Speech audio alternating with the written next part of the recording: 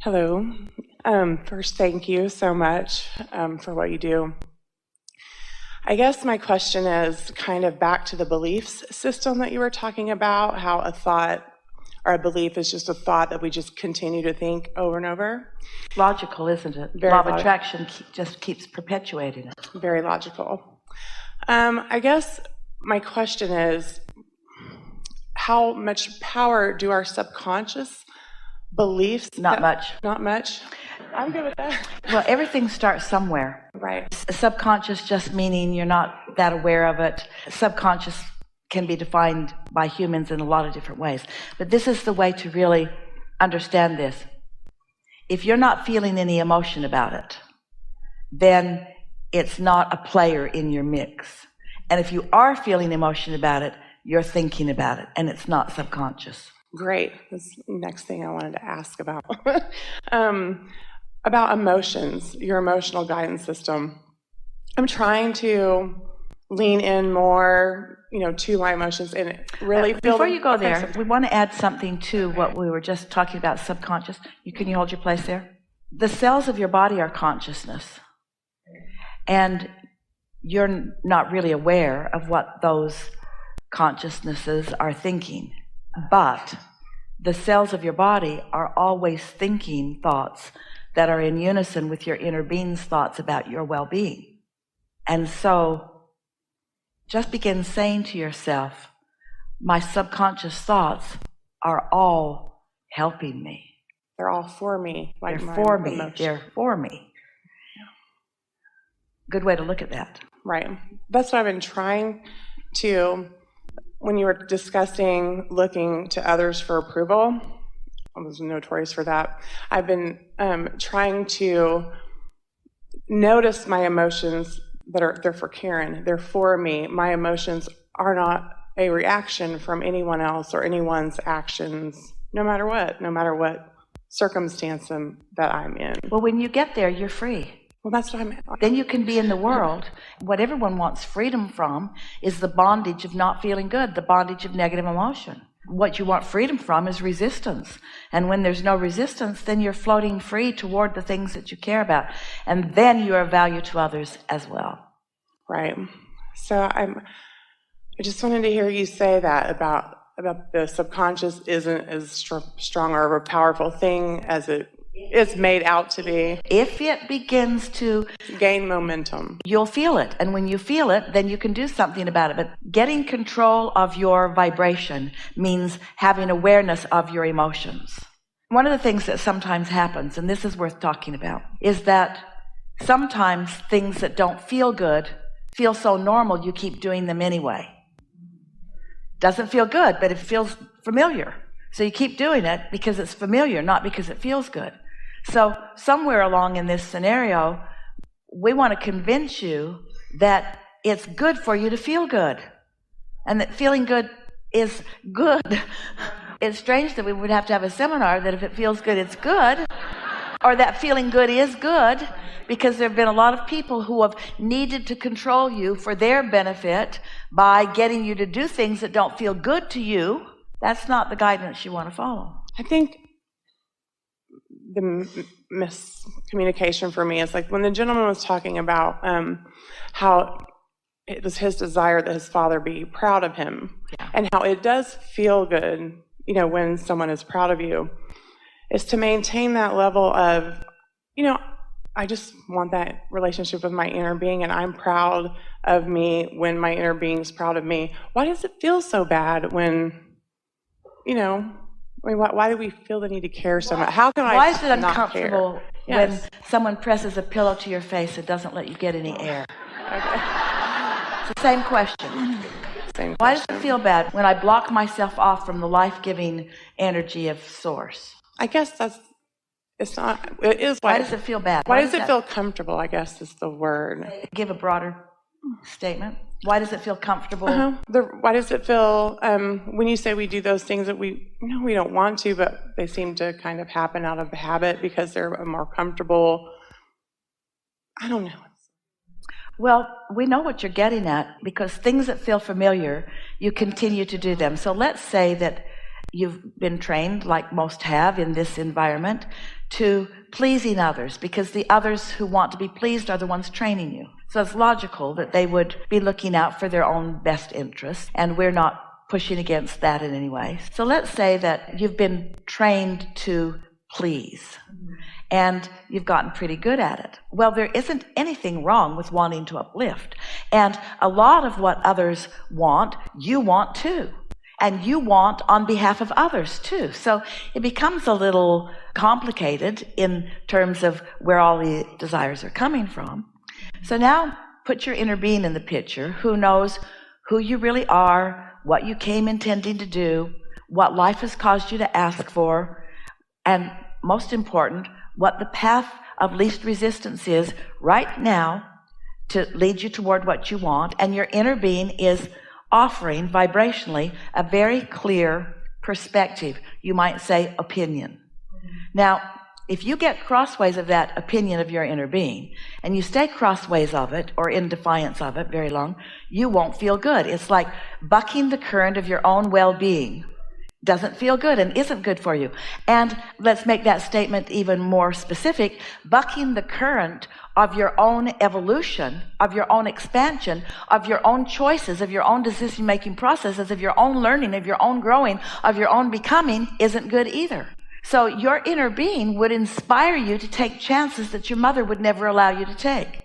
Because your inner being knows that expansion and understanding is a really big part of who you are and what you want, while your mother is really protective in nature about you, you see. So then, as you mind your mother, rather than minding your inner being, if you get too carried away in that, you can begin to develop patterns that just don't allow the fullness of who you are to flow.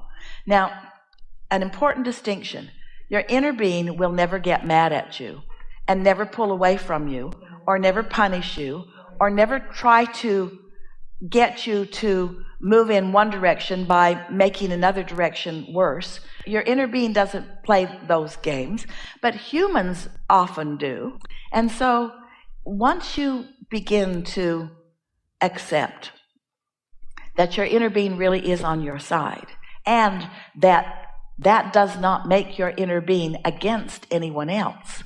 That's a really big distinction. Your inner being is on your side, but your inner being is not against the others that you've decided to make your adversaries. Your inner being is always on your side, which means on the side of your thriving, on the side of your understanding. So sometimes, because you really want to understand something, your inner being might inspire you into a behavior or a conversation that will help you define with more clarity who you really are and what you really want. And that doesn't mean you've left the path. So you came not just willingly, but eagerly into an environment where you knew that there would be choices that you would not want to make. But how are you going to know what choices that you do want to make? The most important, significant understanding from your inner being is your inner being always chooses love over anything that isn't. So if you are looking at someone or some experience or some situation where instead of feeling love, you feel anger or resentment, then while you have certainly the free will to do it, and how are you going to know what you want unless you do some of what you don't want? Your inner being does not go there with you. So the strongest proof that you could ever have about the love that is your inner being is how bad you feel when you move away from it. If that didn't exist and that weren't who you are, then when you deny it or defy it, you just feel normal. But you don't. You feel bad. We're almost on something. You're right at something important. Can you feel it about to pop? I don't know. I guess I'm taking in everything that you're saying, and I hear and resonate completely with what you're saying. I guess I just, when I found your teachings, became aware that I had a choice. I just, like you said, you do what your mom wants and things like that. Well, so to me, just having a choice was eye-opening enough, but then... And then having the discipline of focus to utilize the choice. Because thoughts are rampant around you. And lazy thought will take you into places you don't want to go. So how do you sharpen up your focus so that you aren't so lazy or lackadaisical in your thought by caring about how you feel, by catching it in those early stages. And I guess the only other thing I really have a question about, before here is about source. Like, I know we're extensions of source. I believe that source is, I don't know if I'm asking, is source something other than our inner being? And if so, does source want worshipped by anyone? No. Oh, I know that sounds... Not any of that. I mean... Not any of that. Your inner being, because of law of attraction, is gathered together with many, many others. And that culmination of all of that, everyone who has ever been physically focused, and we're not saying that you have to be physically focused ever to be source, but we're saying everyone who has ever been physically focused, who has reemerged back into non-physical, is part of that source. And as they reemerge, they leave behind any resistance that they've picked up along their physical trail. So it's just this pure love and knowing and well-being. Source just loves and therefore approves. The thing that is most uncomfortable for most people when they are uncomfortable, this is the reason. They are looking at themselves or at someone else and having a knee-jerk reaction to what they're seeing and not knowing that they have control over what they see, because they think that it's a done deal and that now they are just seeing it, and what it is what is, and they have no control over what they're seeing, and therefore they have no control over what is, and therefore they feel vulnerable, and therefore they feel defensive, and therefore they don't allow the love that is really them to flow. Did that sort of add up for you? When someone is having a hard time in their life experience, and they want to love themselves more but are having a hard time doing it, we like to say to them, it's harder for you to love you than it is for you to love almost anybody else, because you've practiced not loving you more than everybody else. And the reason that you've practiced not loving you is because you've been expecting others to love you who weren't assigned to love you. You're running around the world trying to get somebody to love you, and when they don't, then you take it really personal. And then you start looking for flaws in yourself, and you develop these patterns of feeling deficient or flawed, which your inner being feels just the opposite about you. And so the more you do that, the worse you feel. And the more you do that, the worse you feel. And the worse you feel, the more you do that. It's sort of that sort of cycle. So that's one of the reasons that you enjoy hooking up with what we know about you, because as you listen to us long enough, you begin to feel the resonance of it. Then you're in a position where you can begin to make some conscious choices. The choice really has to start with how you want to feel. So then we say to that person who wants to love themselves, it'd be a whole lot easier if you would just love. Just look for positive aspects out there. Don't try to find them in yourself. They're harder to find in yourself because you've got beliefs that are kind of in the way of that. So yourself is not usually your path of least resistance to find a loving feeling about yourself, because you know everything about you. You didn't make your bed, you didn't study for that test, you were mean to that person when you didn't mean to be, you knew you were mean to that person when you did mean to be. In other words, you know everything about yourself, and you've picked up all these rules and requirements from everywhere, and none of them even go together. They're all in conflict with each other, but you still take them all personally and try to do them all. You try to stand on your head in so many different ways to be approved of, when that appreciation and love, and if you want to call it approval, has been there for you every moment of every day. You just have to look in that direction, and you can't look in that direction and in that direction at the same time. So at the first sign of dissatisfaction, don't let yourself go there. And what you'll begin to notice is that, it's a cooperative universe, and the leverage, the attraction power that your inner being has instigated and continued to promote on your behalf is unfathomable to most humans' minds. You just can't even contemplate the bigness of the love and appreciation and knowledge that your inner being holds about your well-being. So as you begin to let yourself hang around in that vibration more, then you have way more fun, first of all, and you gain more confidence. And in that confidence comes bigger dreams and bigger creations and more opportunities for more fun.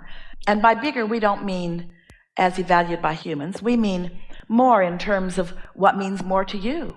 You're not ever not expanding. Your inner being is always expanding, and really a lot because of you.